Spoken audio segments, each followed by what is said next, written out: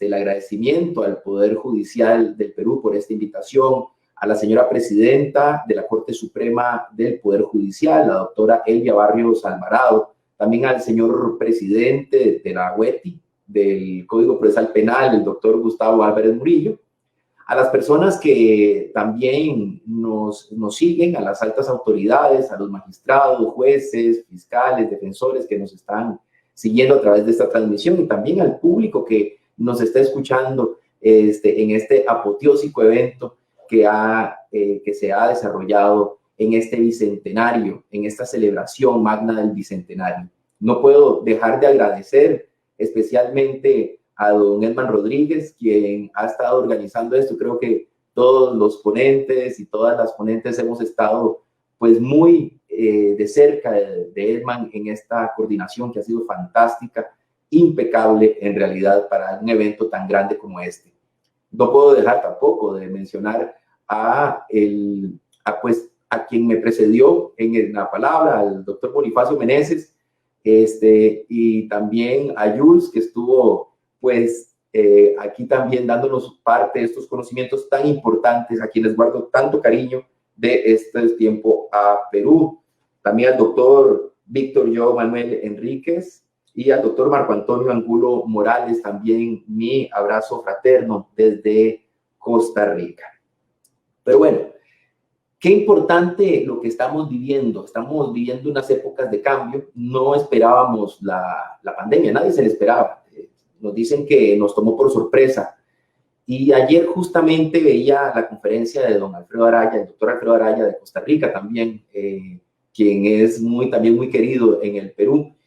Y escuchaba sus palabras y realmente me llegaban al sentimiento de qué hemos estado haciendo nosotros en estos últimos años con respecto a nuestra propuesta de humanizar la justicia, nuestra propuesta de mejorar la administración de justicia como un servicio público, como un derecho humano, cómo nos hemos posicionado a nivel de países hermanos en este proceso latinoamericano de reformas procesales.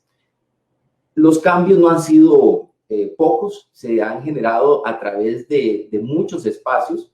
Sin duda alguna, uno de los temas que me traen acá es el tema de la reforma procesal penal en América Latina. Vamos a hablar de 3 temas principales: la prisión preventiva en términos generales, el proceso de reforma en América Latina y el papel pendular que ha jugado la prisión preventiva en estos procesos de reforma. En primer término, debo señalar que la prisión preventiva, pues ya ustedes sabrán, es una medida cautelar y es definida por la doctrina como la privación de libertad ordenada. Y voy a permitirme leer que tengo acá una definición que me parece genial para este momento. La privación de libertad ordenada antes de la existencia de sentencia firme por el tribunal competente en contra del imputado basado en el peligro de que se fugue para evitar realizar el juicio oral, por eso se fugaría, o la ejecución de una eventual sentencia condenatoria, o en el peligro de que vaya a obstaculizar la averiguación de la verdad. Reúne esta definición lo que nosotros conocemos como la prisión preventiva. Reúne 4 aspectos que quisiera compartir con ustedes. Primero, es una privación de libertad ambulatoria. Qué importante. Creo que hemos comprendido que como el único castigo prácticamente que hemos trabajado a nivel latinoamericano durante décadas y décadas ha sido el castigo a través de la prisión, entonces hemos encontrado en la prisión preventiva este sustituto cautelar previo a llegar a una finalización de un juicio. Para cautelar el proceso, para cuidar el proceso, hemos decidido utilizar la misma figura con que usualmente podríamos condenar. Esto partiendo, obviamente, del hecho de que hemos creado sistemas procesal penales basados en la prisión como la finalidad del proceso. Un juicio, una investigación con un juicio garantizado que termine en una condena absolutoria, pero si es condena, termina en prisión. Es como lo que nos tiene atados a nosotros. Yo llamo a esto la sociedad de los castigados. hemos aprendido únicamente a comprender al derecho penal como una respuesta punitiva a través del castigo. Y claro que esto va a tener repercusiones en lo que les estoy comentando el día de hoy de la prisión preventiva. ¿Por qué? Porque al tratarse de una privación de libertad, debería entenderse que para poder privar de libertad a una persona, para poder encarcelarlo, para poder encerrarlo, impedir su posibilidad de tránsito, para lograr comprender de lo que estamos hablando, tendría que ser algo muy excepcional. Tendría que tratarse de algo realmente extraordinario, porque hablamos dentro de nuestro sistema de un principio de inocencia. Es decir, esa persona es inocente hasta que se declare lo contrario por una autoridad judicial. Y entonces, a pesar de ser inocente, ha sido la discusión más grande comprender cómo yo siendo inocente estoy preso. Cómo yo siendo inocente estoy siendo detenido por protección del proceso. La protección del proceso se asemeja a la pena que podría yo recibir, que es la pena de prisión.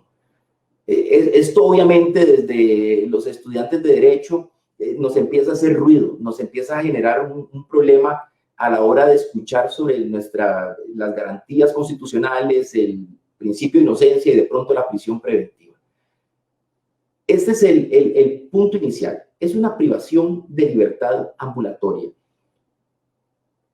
Si bien es cierto, las medidas cautelares buscan la protección del proceso, esa protección no debería ser a toda costa, o por lo menos debería permitir repensar cuáles otras posibilidades existen. Ya vamos a llegar a esos aspectos de las otras posibilidades, pero centrándonos en la prisión preventiva, tendríamos que conocer que existen otras medidas que impedirían de igual manera que se fugue la persona o que obstaculice la investigación, como pudimos señalar acá.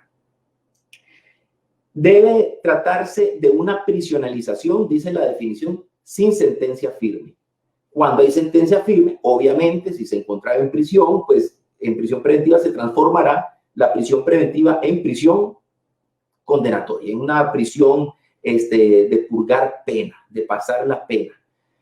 Y pues nada, que muchos acusados, muchos imputados dentro de los procesos judiciales de América Latina han pasado presos todo su juicio y terminan presos cuando son condenados. Es decir, las posibilidades de la no prisionalización para estas personas pareciera ser una quimera, es algo imposible de obtener. Durante los años 80 y 90, el abuso de esta prisión preventiva pues generó grandes discusiones doctrinarias que nos pusieron a repensar en qué es lo que estábamos haciendo con respecto a la prisión preventiva. Decía además esta definición que tenía que tratarse de una prisión preventiva dictada por un tribunal competente. ¿Qué importante es esto? Dictada por un tribunal competente. No advierte quién puede solicitarla, pero por lo menos en esta definición encontramos un aspecto de que tiene que ser un juez, una jueza, un tribunal de la República quien ordene esta medida tan extrema. No puede ser cualquier otro funcionario quien decida sobre la libertad de las personas. A este funcionario se le ha llamado, más en la actualidad más que antes, el juez o jueza de garantías, pero eso lo vamos a ver ya después en estos procesos de reforma. Pero vean ustedes cómo le pusimos jueces de garantías, porque claro, la garantía que está protegiendo, ¿cuál es? La libertad. Esa es la garantía que está protegiendo frente a la protección del proceso.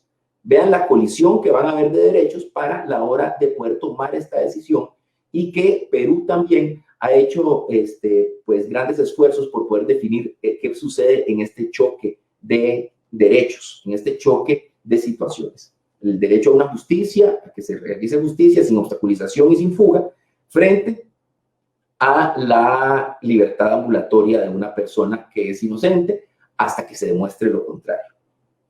Dice que debe ser por una necesidad de cautela y señala dos peligros procesales, fuga y obstaculización. Así señala esta definición. Que la persona quiera fugarse de la realización del juicio o de cumplir la sentencia. Además de que quiera obstaculizar a través de hablar con testigos, de presionarles, de amenazarles, de desaparecer pruebas, Entonces, para eso va a tener una función la prisión preventiva. Hasta acá creo que hemos comprendido que así ha sido la definición siempre de la prisión preventiva. Yo quiero dejar claro que se trata de una necesidad de cautela. Lo voy a pasar diciendo toda la conferencia. Necesidad de cautela. Esto nos separa del antiguo sistema de creencias de que es una pena anticipada. Porque cuando caemos en que es una pena anticipada, entonces todos irían a prisión, todos los que tengan juicio de probabilidad. Todos los que tengan la probabilidad de haber cometido un delito tendrían que estar en prisión porque probablemente va a estar preso, entonces adelantémosle la pena mientras lo procesamos, mientras lo enjuiciamos. Esto no podría continuar sucediendo, no podía suceder de esta manera en los sistemas democráticos actuales. Pero bueno, esto es una breve pincelada de lo que son las medidas cautelares, la prisión preventiva como medida cautelar extraordinaria. ¿Qué ha pasado en Latinoamérica en la reforma procesal penal? Empecemos a decir que hay tres olas reformistas, tres olas que marcaron la reforma procesal penal en Latinoamérica. La primera se dio en Centroamérica, acá en Guatemala, de los primeros países, El Salvador, Honduras, Costa Rica, que en el año 94-95 empezaron procesos de elaboración de nuevos códigos procesal penales. En Costa Rica ya había juicio oral desde 1973, pero con un juez de instrucción. Entonces, la variante que se dio se da en el 96 con el dictado de la ley, pero en el 98 en realidad es que entra a regir este Código Procesal Penal. Estamos hablando de más de 20 años con la reforma procesal penal en Costa Rica. Imagínense ustedes todo lo que ha sucedido, cuánta agua ha pasado por debajo de este río de la reforma procesal en aquellos años 90, finales de los años 90, cuando se estaba discutiendo al seno de las cortes internacionales, como la Corte Europea, la Corte Interamericana, se discutían cuestiones relacionadas a los derechos civiles y políticos, entre los cuales se encontraban obviamente el proceso penal y la discusión rica sobre las libertades de las personas y la excepcionalidad de la prisionalización de las personas. Todo esto que se estaba generando llevó a que grupos de personas se unieran para empezar a trabajar el tema de las reformas. En el caso de Latinoamérica, la parte centroamericana, se dio la fusión con grupos de argentinos como Alberto Binder, como Julio Mayer, que trabajaban mucho en el tema de la reforma a través de un código procesal penal tipo para América Latina. Este código procesal penal tipo para América Latina lo vamos a encontrar tanto en estas legislaciones que les decía yo de Honduras, El Salvador, Costa Rica, Guatemala, lo vamos a encontrar con mucha claridad. Vamos a encontrar similitudes muy grandes, pero también diferencias que se marcaron. ¿Por qué se marcaron diferencias entre, si era el mismo código para todos? No era así. Cada uno tenía que adaptarse a lo que estaba sucediendo en cada uno de esos países. Yo he dicho personalmente que me parece que la reforma en Costa Rica marcó mucho la desconfianza hacia la figura todavía incipiente de la Fiscalía. La Fiscalía había nacido adscrita al Poder Judicial en el año 73, en 1973, y solo había estado viendo casos que no superaran los 3-5 años de prisión, y con el nuevo código tenían que ver todos los delitos. Todos los delitos tenían que ver con la Fiscalía, investigar la Fiscalía, y desaparecía la figura del juez de instrucción. Eso fue muy importante, eso marcó un hito histórico porque le quitaba el poder a un juez de instrucción. Y todos sabemos que perder el poder significa algo serio, algo complicado, y a nosotros no nos gusta que nos quiten poder. Entonces, el Código Procesal Penal de Costa Rica traía muchas reminiscencias inquisitivas dentro de todo su sistema. Tenía al juez todavía actualmente haciendo presencia en los allanamientos de morada, en los allanamientos de morada. También tenemos a jueces haciendo intervenciones telefónicas, tenemos jueces levantando cadáveres, que son realmente acciones inquisitivas. Pero podemos ver por qué, entonces, y yo quiero que esto lo vayamos viendo, por qué la figura de la Fiscalía va a ser tan importante en estos cambios de modelo, en estos cambios de paradigma de los sistemas inquisitivos a los sistemas acusatorios. Entonces, Costa Rica hace su reforma y entra en vigencia en el 98, y viene una segunda ola de reformas. La segunda ola de reformas se da a inicios de los años 2000, después del 2003, 2004, con algunos países sudamericanos que estaban haciendo reformas, entre ellos iba Colombia, iba Chile, pero también ingresaban a esto países como Panamá, que lo hizo un poco más tímido este cambio, porque lo hizo por zonas. Empezó Panamá, lo digo más tímido porque es un país mucho más pequeño que Perú como para hacerlo por zonas, y sin embargo se intentó hacer de esa manera, se hizo de esa manera, perdón. Y también Nicaragua, que a pesar de estar en Centroamérica, había estado por fuera del proceso de reforma que se dio en la primera ola. En esta segunda ola iba a tener mucho que ver el aprendizaje de estos países centroamericanos, el aprendizaje que se había tenido, qué tenía de bueno para tomar y qué no se podía volver a tomar. Entonces, claro que estos códigos eran mucho más modernos que los que teníamos en el resto de Centroamérica. Se impulsan figuras de la oralidad, se impulsa muchísimo la oralidad previa, y además se vuelve a tocar el tema de la prisión preventiva, obviamente, como parte de la última ratio, lo último posible imponer a una persona como medida cautelar. Vuelven las discusiones sobre la prisión preventiva en el momento de las reformas que se estaban dando en estos países. En la tercera ola entran dos países a los dos les tengo un cariño inmenso, que es Perú y también México, que es ya después del 2010, cuando se empiezan a generar códigos. Tanto en México se daba a nivel estatal, a nivel de estados por separado, y que luego generó en la Ciudad de México, desde el centro de la Ciudad de México, antes llamado Distrito Federal, la creación de una norma federal procesal penal, que es la que actualmente rige en México. Pero en Perú también se generó un código procesal penal también muy moderno, que establecía suficientes normas. Sin embargo, iba a entrar a regir en ciertas localidades y no en todo el país, en ciertos departamentos, en ciertas ciudades y no en todo el país, y esto iba a ir paulatinamente generando. Lo cual no quiso decir que muchas figuras, en cuenta algunas de la prisión preventiva, por un tema de oportunidad que llamamos, ¿verdad?, de oportunidad legislativa, se decidió que algunas figuras ya tuvieran vigencia a nivel nacional, es decir, que tuvieran vigencia a nivel nacional. Ustedes conocerán mejor estas figuras que están también metidas en el tema de la prisión preventiva. ¿Qué buscaban estas olas de reforma? Vamos a ser claros. Buscaban transparencia, buscaban eficacia, buscaban rapidez, velocidad, y buscaban también humanizar un poco más el proceso, que creo que debería ser la clave para poder entender una reforma de esto, a través de ciertas figuras que iban a mutar de punto a punto. Qué interesante esta parte de qué se buscaba, porque tuve la oportunidad también de estar en Panamá cuando se estaba dando la transición, y cuando se preguntaba qué era lo que se quería de la reforma, más se hablaba del tema de la velocidad. Se quería mayor velocidad.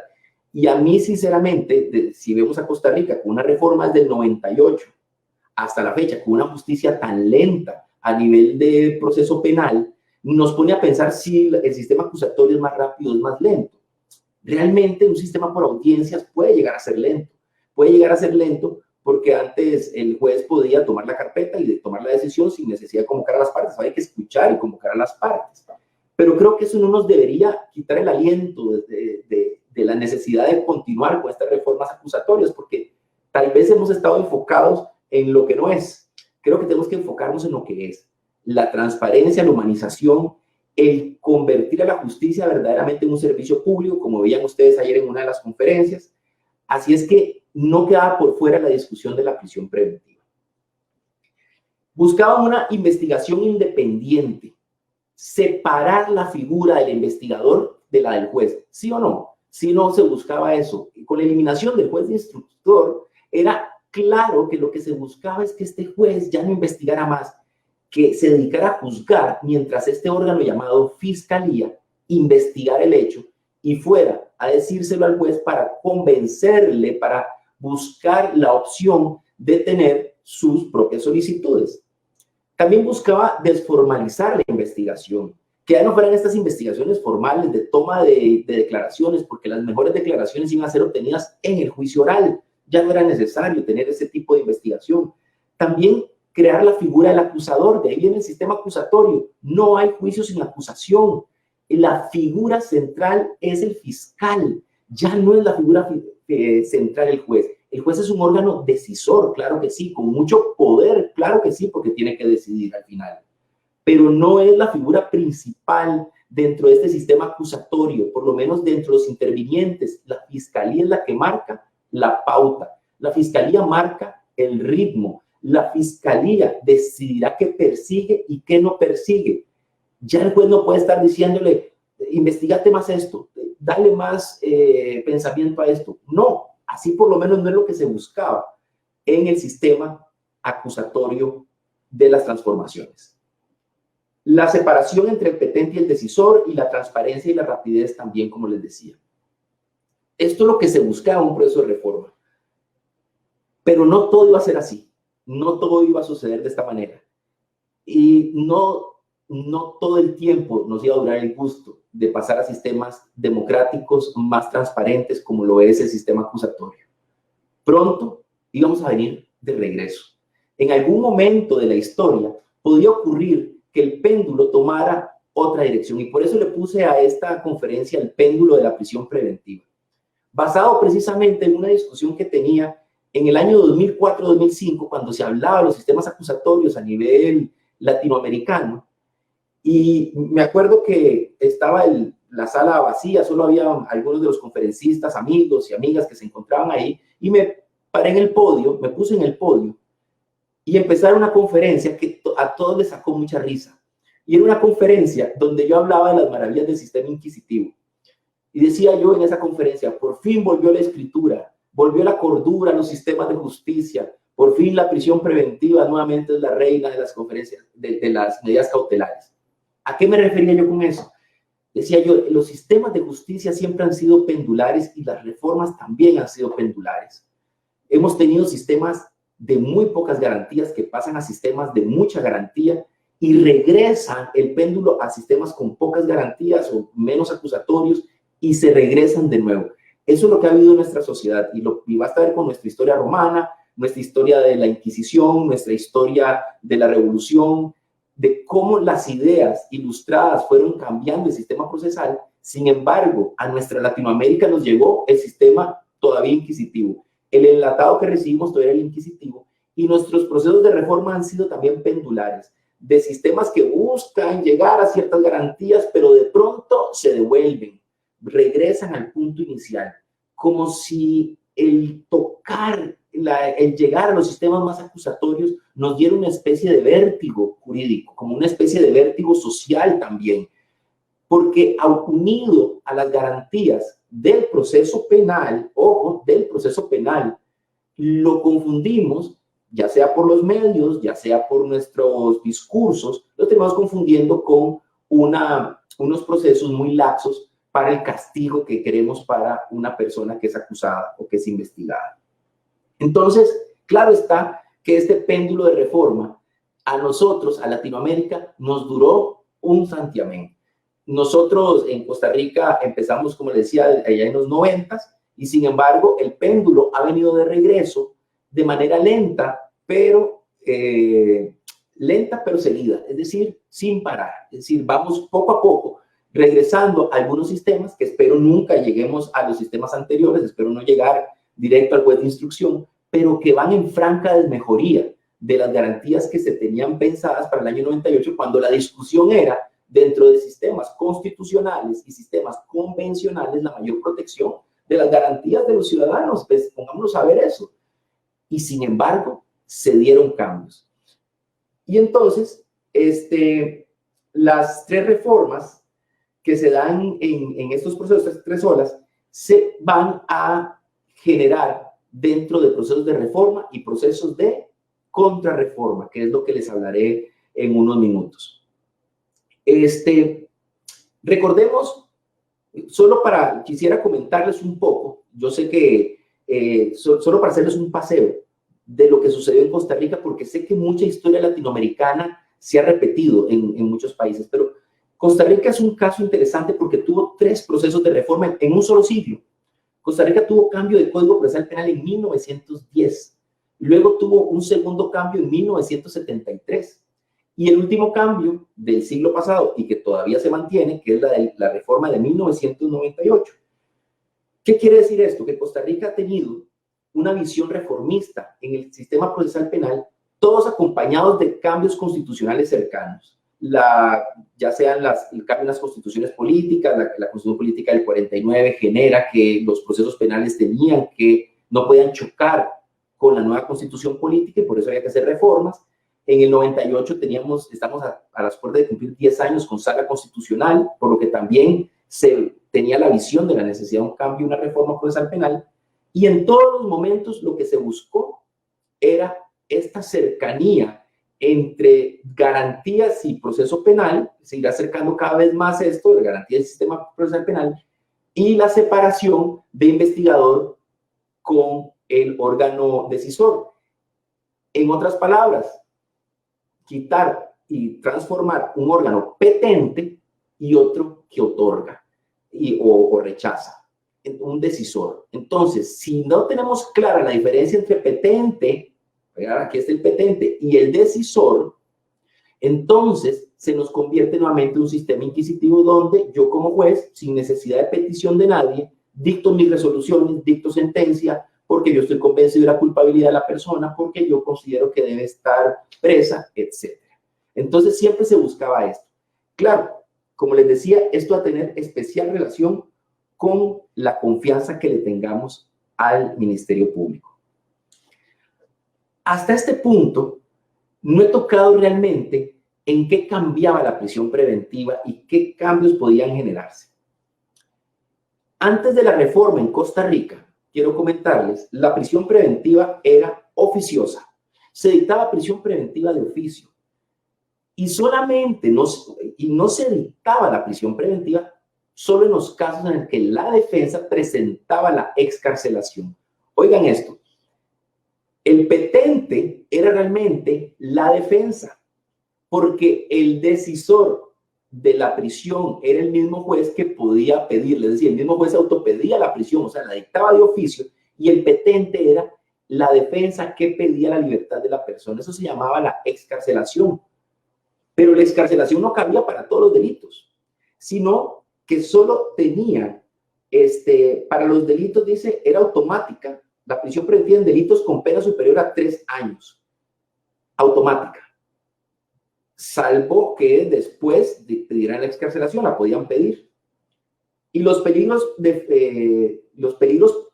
que tenía procesalmente establecidos el código en ese momento eran el de fuga. Oigan ustedes, fuga y reiteración delictiva, únicamente. Fuga y reiterar la acción delictiva, la posibilidad que tenía el imputado de reiterar su acción delictiva. Los delitos que tuvieran pena superior a 10 años, no había excarcelación. Esta era prisión oficiosa, automática, inmediata e irrecurrible. Es decir, ya no había nada que hacer. Si a usted lo denunciaban y habían pruebas suficientes de haber cometido un delito que superaba los 10 años de prisión como pena posible, no había excarcelación alguna que lo impidiera llevar a la prisión. Eso estamos hablando del Código de 1973 a 1998 que entra en vigencia en Costa Rica, la nueva ley. Este nuevo código señala ahora sí, la prisión preventiva solo se otorga a solicitud de la Fiscalía. Ahora sí tenemos un órgano petente y tenemos un órgano decisor por separado. Además dice, no hay prisión preventiva para ningún delito. No hay prisión preventiva. Por más que tenga el juez todas las pruebas, por más que haya juicio de probabilidad suficiente, no hay prisión preventiva automática. Tiene que demostrarse por parte de la Fiscalía un peligro procesal, una necesidad de cautela. Los peligros procesales iban a ser la fuga, la obstaculización y como una reminiscencia inquisitiva nos dejamos la reiteración delictiva todavía en nuestro Código Procesal Penal, que no ha sido exento de críticas, incluso dentro de la doctrina es obviamente criticada esta posición de la reiteración delictiva y hasta la Corte Interamericana se ha referido sobre la imposibilidad de dictar prisión solo basados en este peligro procesal. Pero ¿qué pasaba en otros países? Porque no vamos a hablar solo de Costa Rica. Hablemos también de Colombia.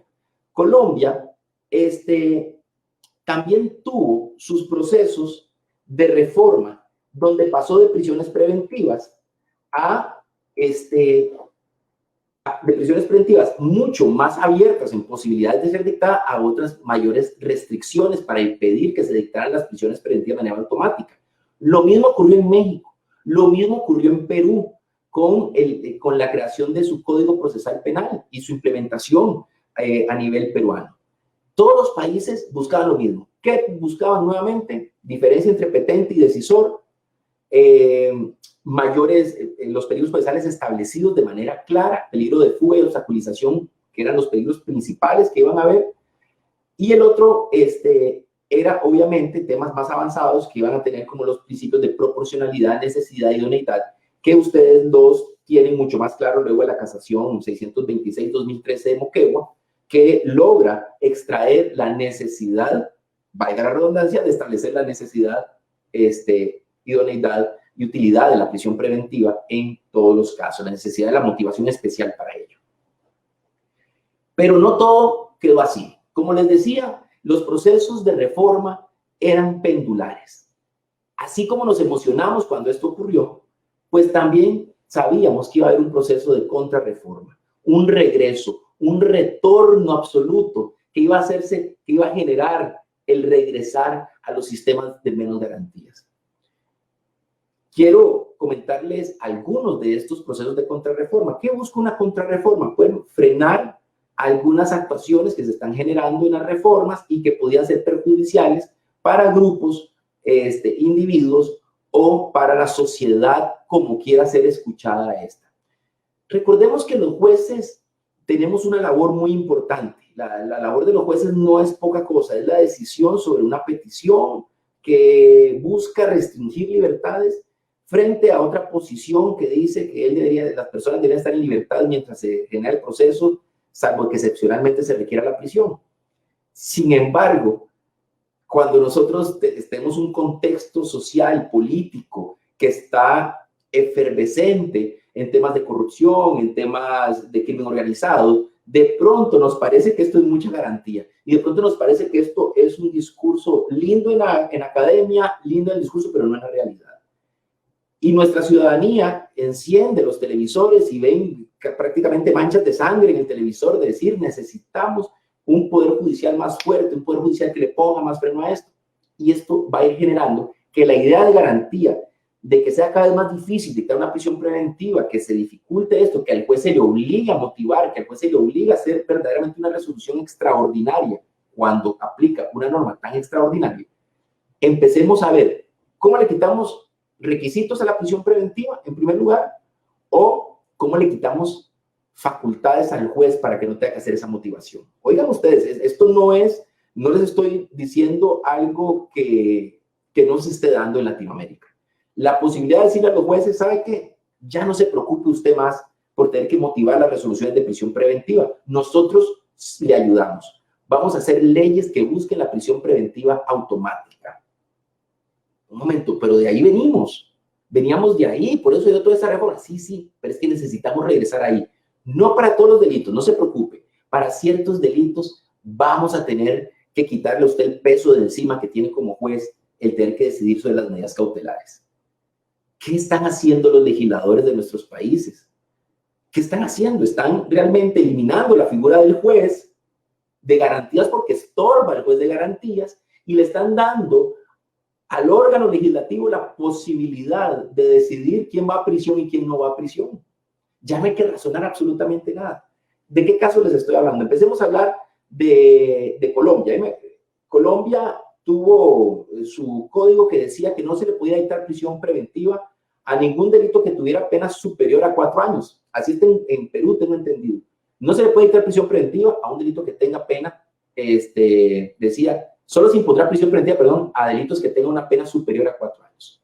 Lo primero que hizo el órgano legislativo en la ley 1142 fue cambiar y decir, ya que no sean de 4 años o más, sino más bien de 4 años o menos. Es decir, metió los delitos que tenían 4 años y que estaban en el límite, los metió a todos ahora con posibilidad de prisión preventiva. Entonces, se ensanchó la lista de delitos a los que se les podía imponer prisión preventiva.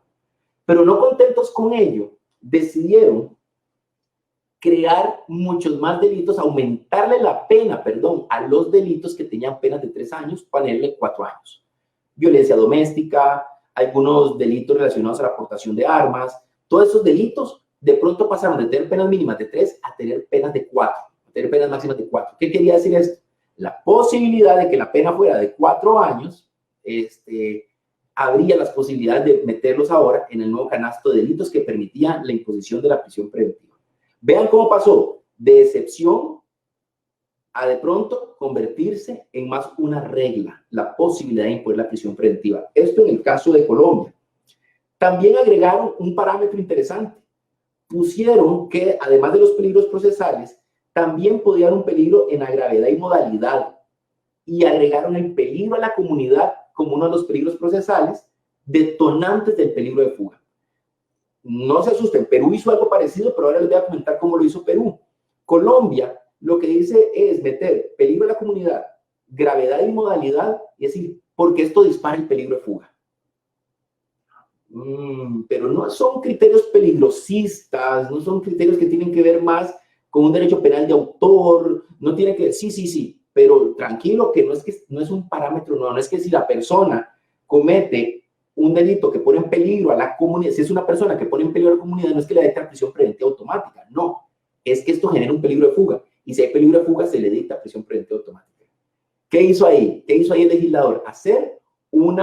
Esconder dentro de otro requisito, un requisito que es como un germen que llega a contaminar el resto de la visión democrática que debería tener la prisión preventiva. Pero el país que llegó más lejos fue México. México tenía un proceso de reforma que lo estuvo haciendo, como les dije a ustedes, en la tercera ola. Estamos hablando del 2010 en adelante. Por ahí del 2013, inmediatamente después hizo una reforma constitucional.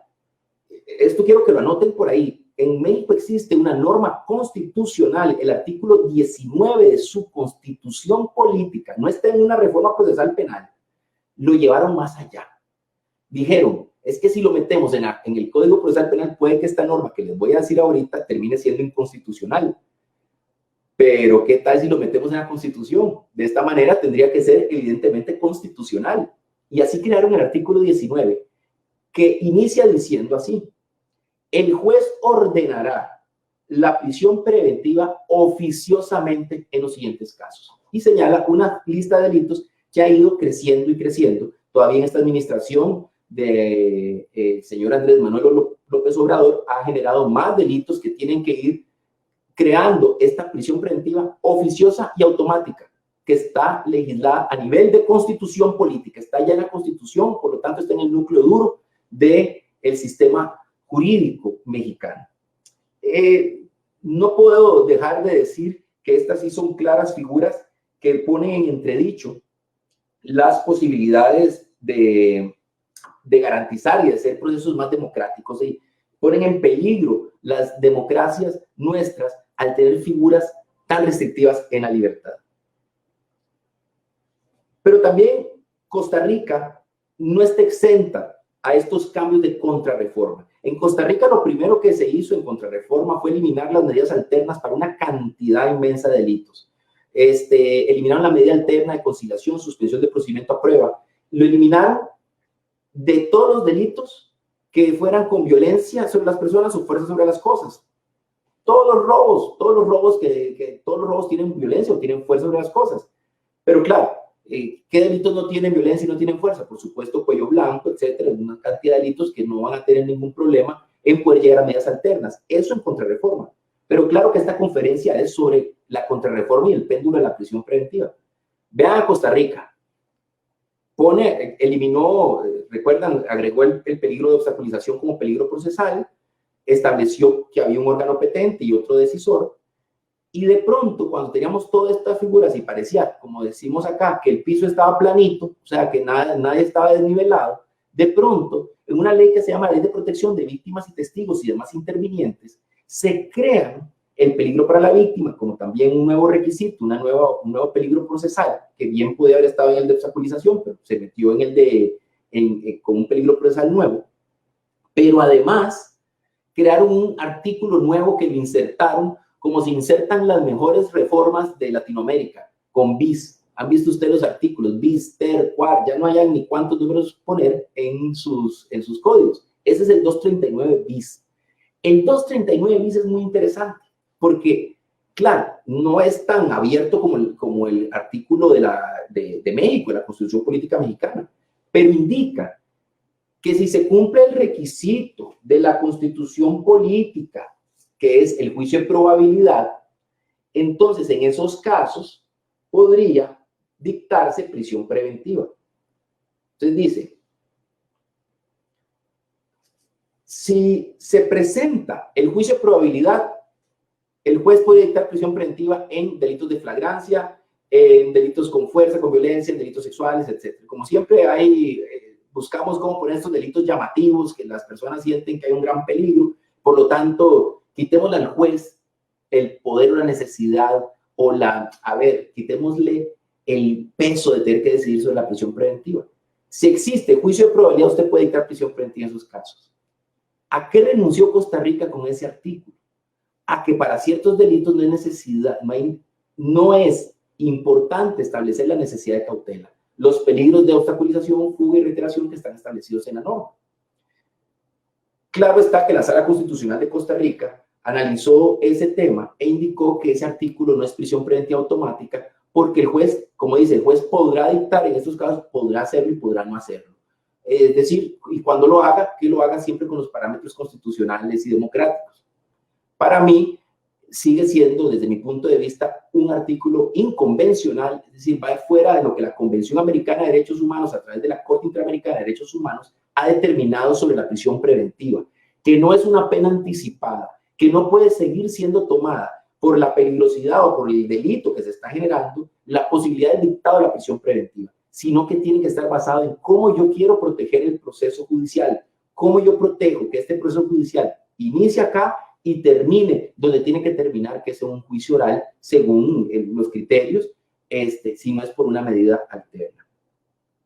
En Perú, para ir ya aterrizando y ya acercándome al final, en Perú la reforma es mucho más novedosa, pero hicieron incorporaciones que son comprensibles desde el punto de vista de lo que estaba viviendo Perú en un momento en el que el tema de delincuencia organizada estaba generando mucho cisma social, que era todo el tema desde corrupción, desde temas relacionados al crimen organizado. Entonces, incorporaron dentro de la legislación como un detonador del peligro de fuga la pertenencia a una organización criminal. Nuevamente, esto se parece mucho al de Colombia. Ponen como el peligro de fuga. El peligro de fuga es por el domicilio, por la gravedad del daño causado, y aquí ponen pertenencia a una organización criminal. Pareciera ser que lo que queríamos decir es que si la persona pertenece a una organización criminal, si se trata de crimen organizado, al parecer esto detona el peligro de fuga. No sé por qué el de fuga. Creo que pertenecer a una organización criminal podría detonar cualquiera de los peligros, el de fuga, obstaculización, pero el legislador decidió ponerlo en el de fuga. Detona el de fuga y por lo tanto detona la posibilidad de la prisión preventiva. Lo logran ver, es que me interesa mucho lograr encajar esto. Yo pongo pertenecer a la delincuencia organizada y no estoy diciendo que sea, dice el legislador, no estoy diciendo que sea automático la prisión preventiva en caso de pertenecer a bandas organizadas. Pero claro que esto va a detonar un peligro de fuga y el peligro de fuga detona la bomba final que es la prisión preventiva. Entonces, claro, está que el acuerdo plenario 2-2018 SPN, estableció, y me parece de manera clara, la necesidad de tener que examinar a qué nos referimos con pertenecer a una organización criminal y habla de los requisitos de la organización. Hay que analizar la organización criminal misma, su permanencia, la pluralidad de investigados, la intención criminal, la vinculación del investigado con la organización criminal, el peligro procesal concreto que se configura por pertenecer a esta organización. Maravilloso. Tenía que existir este acuerdo plenario. Tenía que darse. Es como la voz de conciencia de decir, oiga, no se trata que únicamente porque el legislador quiere realmente que todos los que ustedes sean señalados por la policía como pertenecientes a una organización criminal o por la fiscalía, que le diga, es que pertenece a una organización criminal. No basta con eso para decir que hay peligro de fuga y que por lo tanto hay que dictar prisión preventiva, sino que lo que dice el acuerdo plenario es un momento. primero pase por este primer filtro y luego dígame cómo esto detona un peligro procesal. No es automático. Puede ser que, aunque pertenezca a una organización criminal, no dispare ningún peligro porque la persona tiene los arraigos suficientes en el país, porque no pretende obstaculizar absolutamente nada, o porque otras medidas cautelares, como lo señala también este acuerdo plenario y la casación de la que les hablaré ahora, también establece la necesidad de fundamentar, obviamente, porque otras medidas cautelares menos graves de la prisión preventiva no serían suficientes para el caso concreto. Bueno, vean ustedes. La prisión preventiva, entonces, no ha estado exenta de estos cambios. Y la razón por la cual no está exenta es que, desde mi punto de vista y desde el punto de vista de otros procesalistas, la prisión preventiva es el centro, es la médula de las reformas procesales. No existe reforma procesal que no toque la prisión preventiva. Es esta idea de cómo controlo o cómo descontrolo las medidas cautelares. Y nuestro péndulo llegó hasta cierto punto.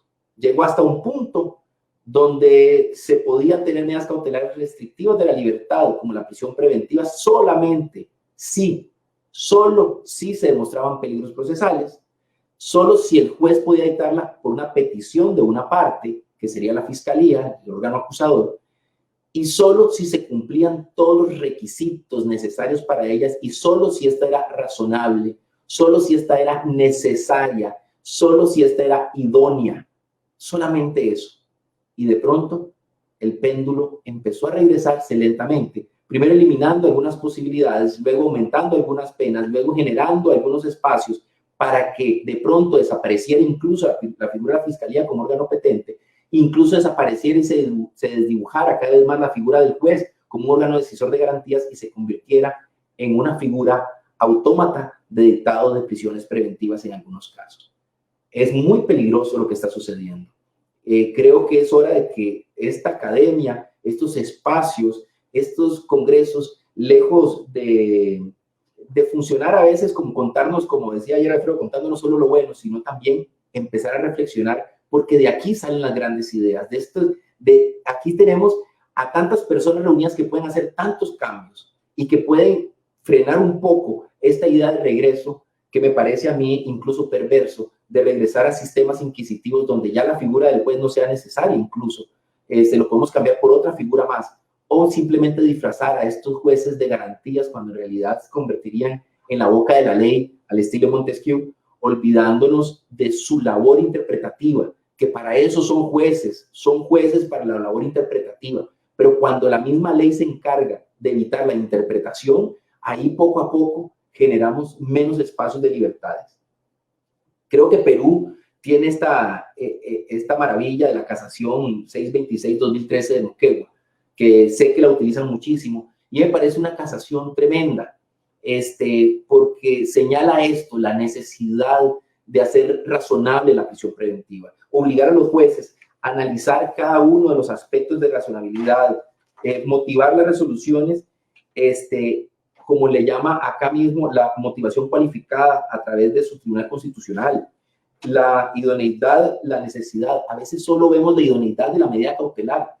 ¿Es idónea la prisión preventiva para que la persona no se fugue? Por supuesto que es idónea. No se va a fugar, no se va a ir del proceso, lo vamos a traer con la policía cada vez que requiramos porque está dentro de un centro penitenciario. El tema es si además de ser idónea es necesaria. Y además de ser necesaria es proporcional. Tenemos que llevarnos eso el día de hoy. Hoy yo no les traigo mayores conclusiones, les traigo más bien muchas preguntas, les traigo más bien mucho cuestionamiento.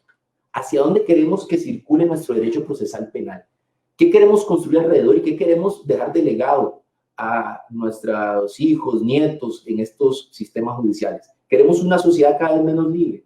¿Queremos que aquello que se convertía en una piscina de delitos termine siendo un lago de delitos y después un mar de delitos donde todo se le puede dictar prisión preventiva automático solo por ser señalado? Porque hoy está de moda la corrupción como delito para prisión preventiva automática y todos estarían de acuerdo. Pero mañana puede estar, qué sé yo, el hurto. Mañana puede estar otro delito que sea cada vez más impopular de nuestra sociedad. De verdad que estoy muy agradecido por este espacio. No quisiera robarme más el tiempo de ustedes. Quisiera más bien escucharles, ver algunas de las cuestiones que podrían estar generando esta disertación. Agradecidísimo con el Poder Judicial del Perú por esta invitación y le cedo la palabra a la organización. Adelante.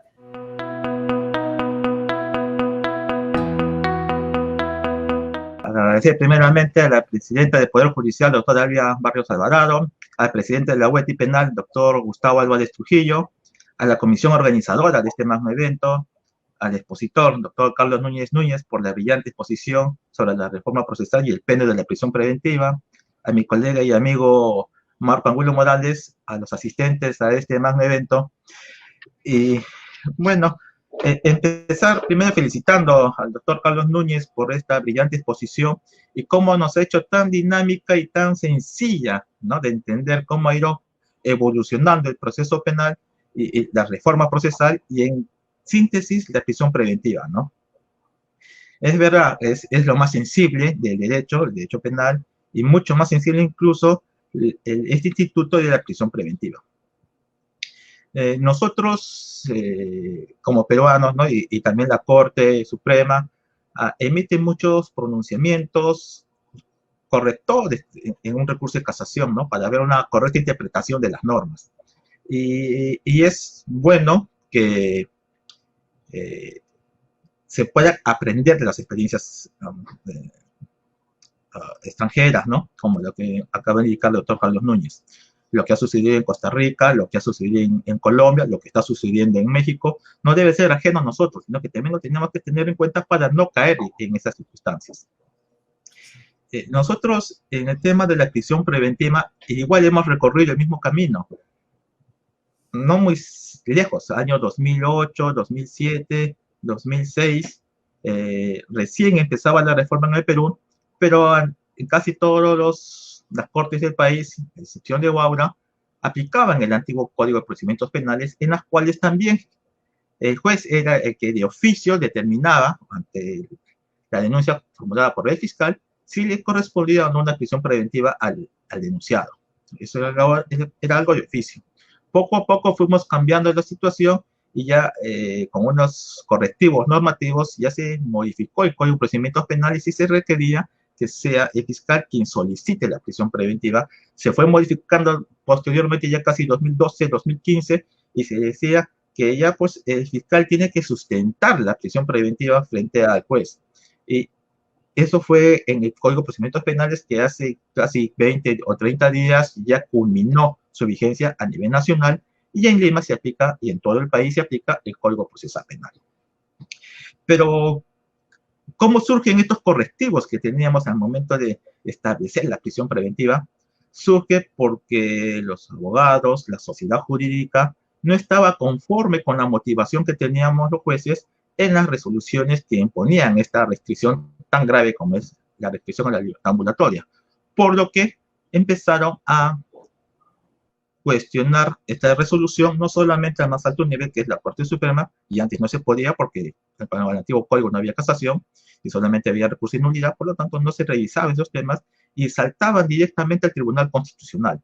Entonces, con una demanda de habeas corpus respecto y cuestionando, ¿no?, la resolución por la cual se había dictado esta prisión preventiva, se llegó al Tribunal Constitucional para que emita estos correctivos. Y el Tribunal Constitucional peruano, a su vez, miraba la jurisprudencia del Tribunal Constitucional español. Entonces, hemos jalado el razonamiento, la motivación y mucha jurisprudencia del Tribunal Constitucional español al Tribunal Constitucional peruano, que generó los correctivos al momento de emitir estas resoluciones de restricción a la libertad personal. Uno de los más importantes fue el caso Yamoja, en el cual se estableció que para dictar este tipo de resoluciones se necesita una motivación cualificada. Entonces, hizo una distinción de todos los defectos de motivaciones que podía tener el órgano jurisdiccional y que para estos casos debe tener una motivación calificada para poder restringir la libertad personal de las personas. Entonces, a partir de ahí comenzamos a hacer un cambio, ¿no?, a través del Tribunal Constitucional en el antiguo código. Con el nuevo código quien se encargó de corregir las anomalías o las interpretaciones que se tenían respecto a los requisitos de la prisión preventiva fue la Corte Suprema. Yo le indicó al expositor, doctor Carlos Núñez, la casación 626-2013 estableció un parámetro a partir del cual se tenía que establecer cómo va a ser la discusión de la prisión preventiva. Primeramente se discutirán los elementos de convicción graves y suficientes, una pena mayor de 4 años concreta, no una pena abstracta, tiene que ser una pena concreta de 4 años, un peligro procesal, ya sea de fuga o de perturbación probatoria, será materia de discusión paso a paso. Luego podrás discutir la proporcionalidad de la medida, si es proporcional o se pueden aplicar otros tipos de restricción a la libertad personal menos intensos. Y finalmente tendrás que discutir el plazo de la prisión preventiva. Todo esto lo estableció la Corte Suprema a través de este recurso de casación 626-2013, ¿no? Moquegua. Pero no fue el único, o sea, la Corte Suprema volvió a establecer líneas de interpretación.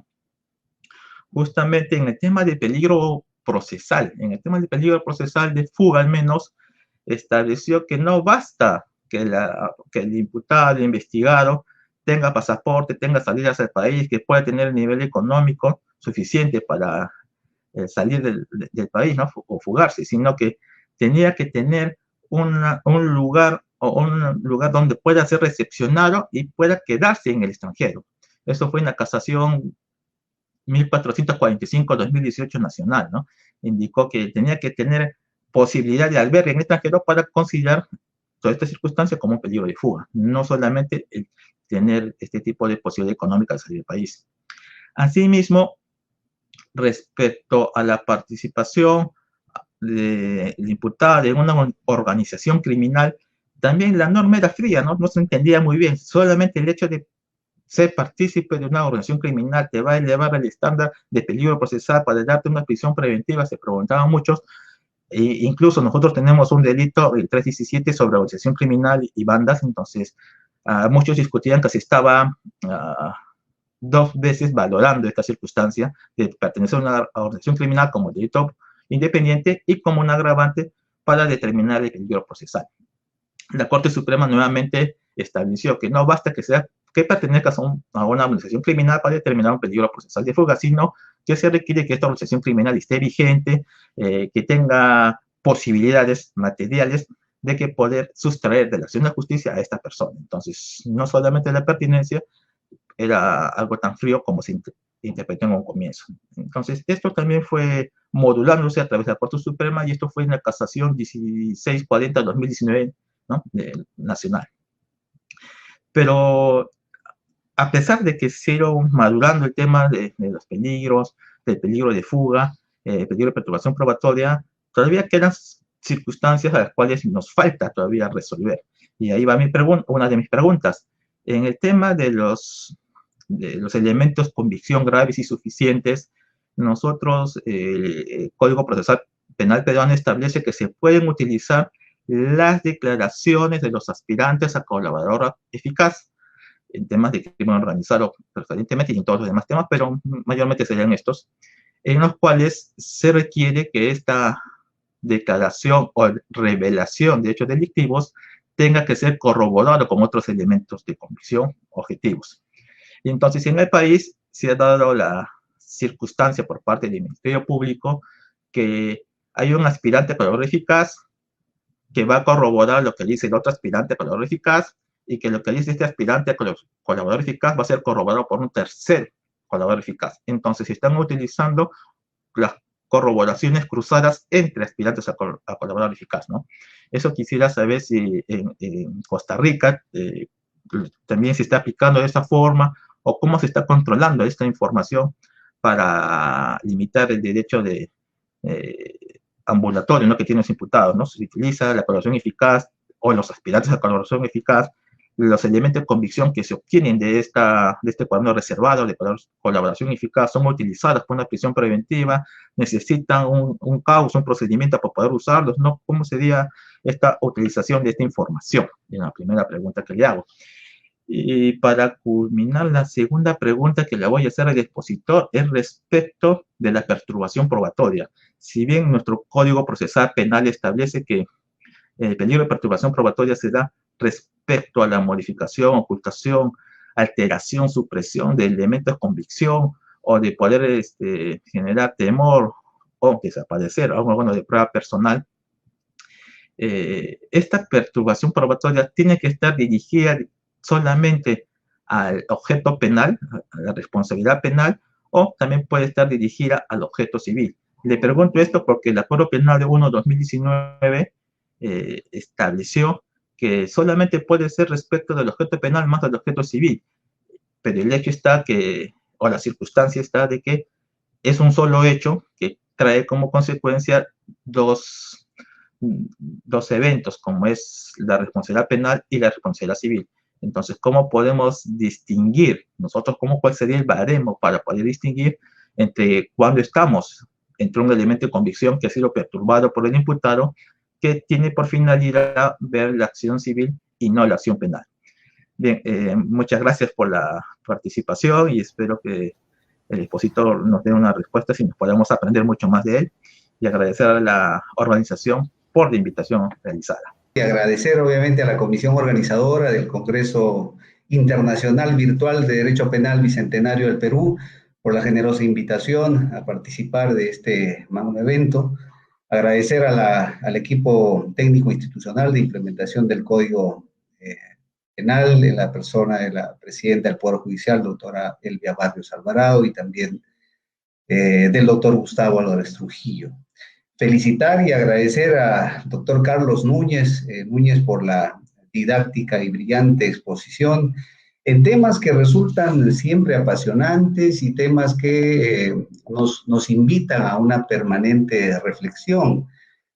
No solamente porque se tratan de instituciones procesales que han recibido y vienen recibiendo permanentemente fuertes críticas frente a el contexto normativo en el que se desenvuelven como normas jurídicas propias de cada nación, sino porque también representan ser una permanente restricción de la libertad de quien se encuentra sometido a un proceso judicial y sobre el cual recae la presunción de inocencia, ¿no? Entonces, el título que sabiamente el profesor Núñez nos propone, el péndulo de la prisión preventiva, se traslada, como en efecto se ha desarrollado, a un ámbito no solamente de aplicación en sistemas procesales que han venido desarrollándose en Latinoamérica, sino también frente a estos dos escenarios, ¿no?